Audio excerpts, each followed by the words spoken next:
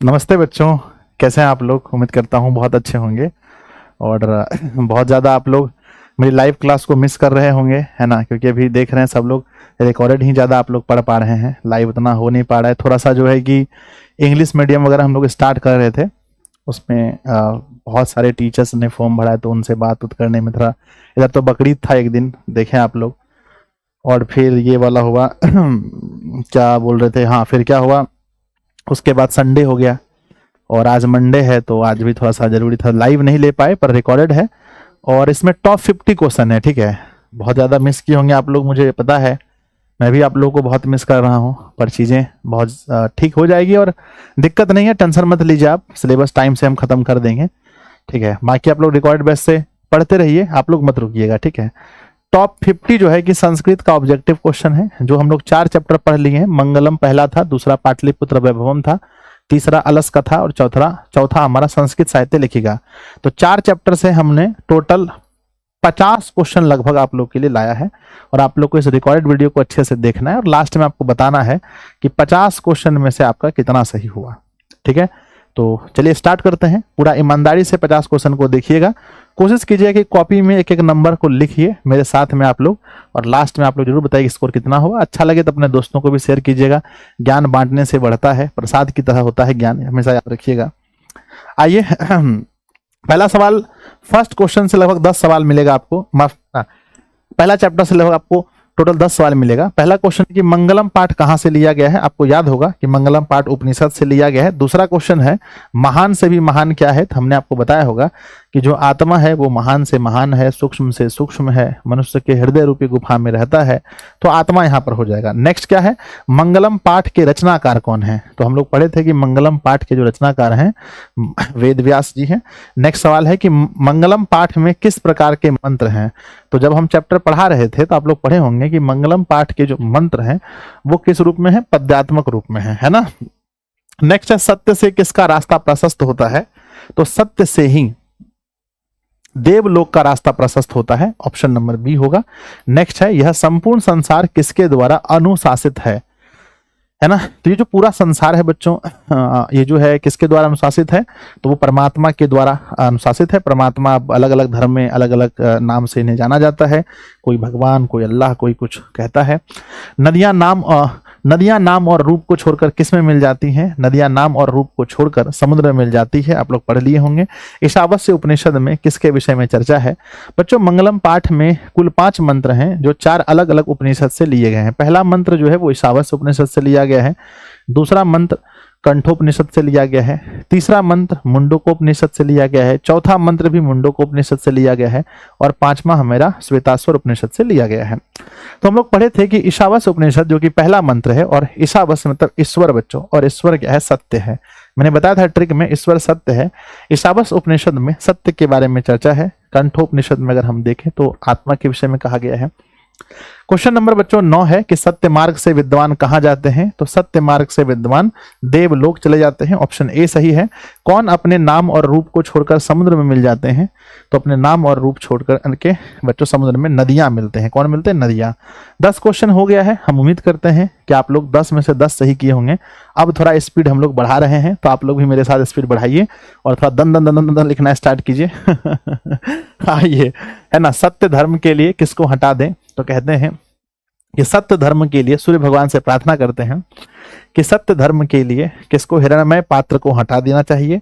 Next है मेरे बच्चे कि ऋषि लोग देवलोक की प्राप्ति के लिए किस मार्ग को अपनाते हैं। तो वो लोग सत्य मार्ग को ही अपनाते हैं। नेक्स्ट है अब चैप्टर नंबर दूसरा। 12 क्वेश्चन चैप्टर पहला से हमने आपके लिए सेट किया था। चैप्टर नंबर दूसरा स्टार्ट होता है पाटलिपुत्र पटना के नाम से कब प्रसिद्ध हुआ। आप पढ़े होंगे कि मध्यकाल के टाइम में ही पाटलिपुत्र जो है पटना नाम से, और अभी तक हम लोग पटना ही कहते हैं। पटना के उत्तर दिशा में कौन सी नदी है। पढ़े होंगे गंगा नदी है। नेक्स्ट है बच्चों पाटलिपुत्र में कौन बार बार आए थे। तो पाटलिपुत्र में भगवान जी आए थे, बुद्ध भगवान जी आए थे। नेक्स्ट क्वेश्चन है पटना नगर की पालिका देवी कौन है। तो पटना नगर की पालिका देवी पटन देवी जी हैं, ऑप्शन नंबर सी है। पटना कौमुदी महोत्सव, पटना में कौमुदी महोत्सव कब मनाया जाता है बच्चों। आप लोग पढ़े होंगे कि पटना में कौमुदी महोत्सव जो है गुप्त वंश के शासनकाल में बड़ा फेमस था। है ना। और शरद काल के टाइम होता था। मेगास्थनीज पटना किसके समय में आए थे? तो मेगास्थनीज पटना चंद्रगुप्त मौर्य के समय में आए थे, है ना। एक एक चीज आपको याद आ रहा होगा, अगर आपने चैप्टर अच्छे से पढ़ा है तो दिमाग में सब कुछ चल रहा होगा। गुरु गोविंद सिंह का जन्म कहाँ हुआ था? गुरु गोविंद सिंह का जन्म पटना में ही हुआ था, ऑप्शन ए सही है। गुरु गोविंद सिंह सिख धर्म के सिख संप्रदाय के कौन से गुरु थे? 10वें गुरु थे, ऑप्शन डी सही है। नेक्स्ट है गांधी सेतु कहाँ पर है? गांधी सेतु बच्चों एशिया का सबसे बड़ा सेतु माना जाता है, जो पाटलिपुत्र में ही स्थित है। राजशेखर की रचना कौन सी है? अगर आपने पढ़ा होगा तो मैंने ट्रिक बताया था कि राजा क्या खाता है, बताओ। राजा मांस खाता है, तो बच्चों काव्य मीमांसा हो जाएगा, काव्य मीमांसा। नेक्स्ट है कौमुदी महोत्सव किस ऋतु में होता था? जस्ट मैंने थोड़ी देर पहले बताया था कि ये शरद ऋतु में होता है। मेरे बच्चे एक चीज मैं और पूछना चाहता हूं आप लोगों से कि क्या सब कुछ अच्छा लग रहा है? कोई दिक्कत नहीं है? हाँ गुरुजी बहुत गुस्सा है आपसे, लाइव क्लास नहीं ले रहे हो, बस रुक जाओ जल्दी से। नेक्स्ट, किसके समय में पाटलिपुत्र अधिक समृद्ध हुआ था? देखो अधिक समृद्ध की अगर मैं बात करूं तो चंद्रगुप्त मौर्य के समय में मतलब चंद्रगुप्त मौर्य के समय में ठीक ठाक था। मेगास्थनीज बुद्ध तो नहीं होगा। अधिक समृद्ध की बात करें बच्चों तो आई थिंक अशोक जी के समय में अधिक समृद्ध हो गया था, ऑप्शन बी सही होगा। नेक्स्ट है काव्य मीमांसा के रचनाकार कौन है? मानसा, जब मांस देखा तो राजशेखर, ऑप्शन बी होगा। नेक्स्ट फटाफट आंसर कीजिए। प्राचीन काल में शिक्षा का केंद्र कहाँ था? तो प्राचीन काल में पाटलिपुत्र को शिक्षा का केंद्र कहा जाता था। भगवान बुद्ध जी भविष्य में किस नगर को महानगर बनेगा ऐसा कहा था? भगवान बुद्ध ने किस शहर को किस नगर को महानगर बनेगा ऐसा कहा था? तो पाटलिपुत्र सही उत्तर होगा। नेक्स्ट है हमारा सरस्वती का कुलगृह कौन सा नगर है? तो ये भी पाटलिपुत्र ही सही उत्तर होगा। नेक्स्ट है पाटलिपुत्र वैभवम पाठ में किस शहर का वर्णन है? तो पटना का वर्णन है। नेक्स्ट क्वेश्चन है पटना का इतिहास कितना पुराना है? ये 2026 में क्वेश्चन पक्का आएगा बच्चों, ठीक है ना। तो 2500 वर्ष पढ़े होंगे आप लोग। अलस कथा चैप्टर नंबर 3 स्टार्ट हो रहा है। अलस कथा आप लोग पढ़े होंगे भाई, 4 आलसी होते हैं, बड़े खतरनाक है।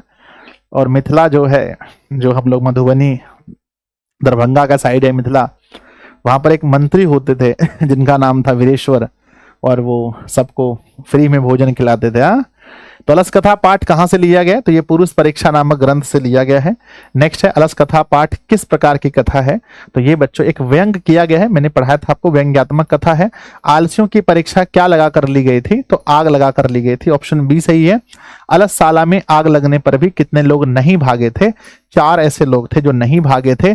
लगता है इस घर में आग लगी है, किस पुरुष ने ऐसा कहा था? पहले ने कहा कि भाई ये कैसा कोलाहल है, दूसरे ने कहा लगता है आग लगी है, तो दूसरे पुरुष ने कहा था लगता है आग लगी है। नेक्स्ट है कि दयावान लोग किसका रक्षक होते हैं? तो दयावान लोग जो होते हैं वही तो आलसियों के रक्षक होते हैं। नेक्स्ट है पुरुष परीक्षा किस रूप में विभिन्न मानव गुणों के महत्व का वर्णन करता है? तो पुरुष परीक्षा जो है किस रूप में? तो आप पढ़े थे बच्चों की पुरुष परीक्षा जो है ये किस रूप में है? तो कथा के रूप में, है ना, नाटक के रूप में, है ना, नाटक के रूप में, सही है। पुरुष परीक्षा ग्रंथ में कथा रूपेण बच्चों, कथा रूपेण, माफ कीजिएगा, कथा के रूप में, ऑप्शन डी। नेक्स्ट है वीरेश्वर कौन था? मिथिला का राजा था? नहीं सर, मिथिला का मंत्री जी था, ऑप्शन नंबर बी होगा। पुरुष परीक्षा के रचनाकार कौन है? पुरुष परीक्षा के रचनाकार पूछा जाए या अलस कथा का पूछा जाए, बात तो वही है भाई, ये अलस कथा पुरुष परीक्षा नामक ग्रंथ से लिया गया है। तो विद्यापति राइट आंसर होगा, ऑप्शन नंबर सी। स्त्रियों का रक्षक कौन होते हैं? तो स्त्रियों के रक्षक उनके पतिदेव जी होते हैं, ऑप्शन बी सही है। आई थिंक आपने 40 में बहुत अच्छा सही किया होगा, बहुत ज्यादा सही किया होगा। नेक्स्ट है माता किसका रक्षक होती है? माता अपने बच्चों का रक्षक होती है, ऑप्शन डी सही है। कौन परिश्रम नहीं करना चाहते हैं? जो आलसी टिक करना बच्चों नहीं करना चाहते हैं।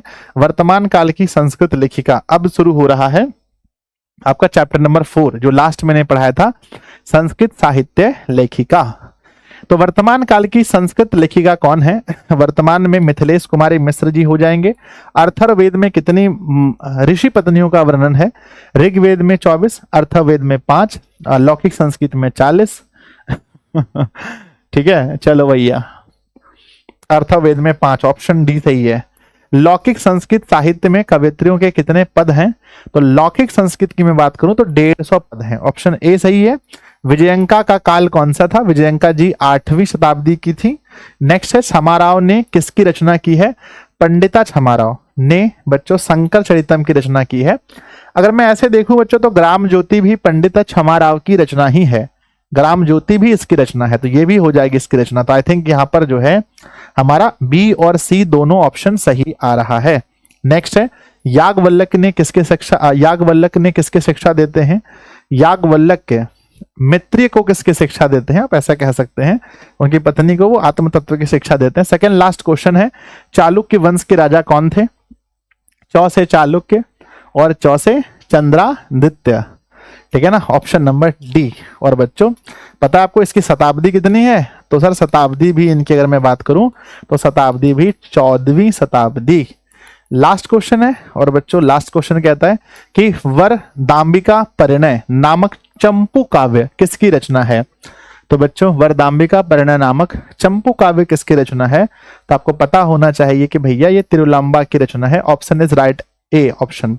तो बच्चों ये 50 क्वेश्चन थे जो आप लोग का रिवीजन के लिए था। हम उम्मीद करते हैं कि आप लोगों ने बहुत अच्छा किया होगा। प्लीज आप लोगों को बस एक कमेंट करना है कि आपका स्कोर क्या रहा और आपको ऐसा क्लास पसंद है, क्या आपको ऐसी वीडियोस पसंद है बच्चों, ऐसी वीडियो क्लास पसंद है ना? वीडियो क्लास पसंद है कि गुरुजी कभी कभी ऐसा हो जाए, अगर आप नहीं रहते हो तो कोई कभी कभी यार ऐसे दे दो, रिकॉर्डेड दे दो, क्या आप चाहते हैं जिसमें बहुत कम टाइम लगे और हम आपको कुछ क्वेश्चन करवा पाए? तो मिलते हैं बच्चों फिर लाइव क्लास में बहुत ही जल्दी। कल से लाइव क्लास होगी, कल मिलते हैं। तब तक के लिए आप पढ़ते रहो, हंसते रहो, मुस्कुराते रहो। जय हिंद बच्चों, बाय, लव यू। आप सभी को हालचाल भी लिखना नीचे कमेंट बॉक्स में, स्कोर भी लिखना, ठीक है भाई? डरो मत, हो जाएगा। मैं हूं ना साथ में। रिकॉर्डेड बैच से या तो प्लेलिस्ट से या ऐप पे जाकर के अपनी पढ़ाई चालू रखो। ऐप में 749 रुपए में पूरा बैच आपको मिलता है, जहां आपको 1 साल का पूरा पढ़ाया हुआ रिकॉर्डेड है, नोट्स है, क्रैश कोर्स है, इस साल का लाइव बैच है, इस साल का क्रैश कोर्स है, एवरीथिंग बच्चों। पढ़ने वाले बच्चों के लिए सब कुछ उपलब्ध है, नहीं पढ़ने वालों के लिए अरे सर आप लाइव नहीं लेते हो, ये वो नहीं करना है। टॉपर्स को सुन रहे हो? अंशु का वीडियो आया था, सुनो उनको, टॉपर्स को सुनो, वो लाइव के चक्कर में नहीं रहते, रिकॉर्ड देखते हैं। चलो बच्चों, लव यू, बाय, ठीक है। जिनको जिनको बैच परचेज करना है सब लोग ऐप पे जाना, ये नंबर दे देता हूँ, दीदी लोगों से बात करना 7700879453। दीदी लोगों को मैंने कॉल सेंटर पे बैठा के रखा है, उनको बोलना कि संजय सर ने नंबर दिया, भाई बताओ कोर्स कैसे परचेज करना है दीदी, फिर दीदी लोग बता देगी, फिर कोर्स परचेज कर लेना, ठीक है। बाय।